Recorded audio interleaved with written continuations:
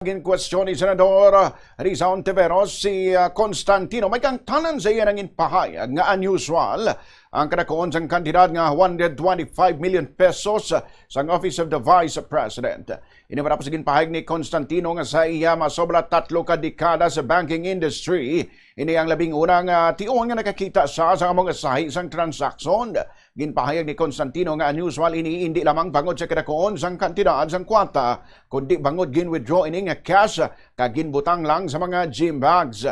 Ginpaatag man ni Constantino nga bigsan ginakabig niya nga unusual ang among mga transaksyon. Wala ini ginusisa sa mga empleyado sang bangko bangod ginpahibalo na sang Office of the Vice President sa bangko ang pag-withdraw sang amo kadako nga kantidad. Nakakita na po ba kayo ng ganyang kalaking amount na withdrawal ever before? First time po. First time. Okay. Sabi nyo nga kanina, unusual yung amount. First time may ganyang amount na 125 million pesos. Bakit yung sinabing unusual? Ano yung floor nyo para sabihing unusual yung isang amount? Usually po kasi kaya naging unusual para sa akin kasi cash po siyang kinukuha. Mm-hmm. Sa other, naman po is, kumbaga nag-issue po sila ng mga cheques, hindi po cash.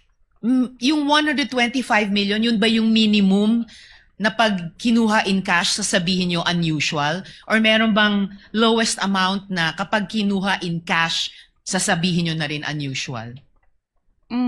Pwede naman po naming sabihin na unusual. Let's say kung over, let's say 500,000 na po siya. Po, depende po sa depositor po niya. Kung regular lang sa kanya yung mga ganang withdrawals or what, it's usual. Okay. Pero kung parang for the first time ma-encounter namin that much, unusual po sa And amin. this was your first time? Opo. And in your 32 years, higit 3 dekada, kung masasabi nating pambihirang amount ito in cash, Opo. masasabi nating once in a lifetime yung ganitong amount in cash. Pwede po. Pwede. Alright. Ang kabayinsang pagpamangkot ni Senador Risa Ontiveros kay Violeta Constantino.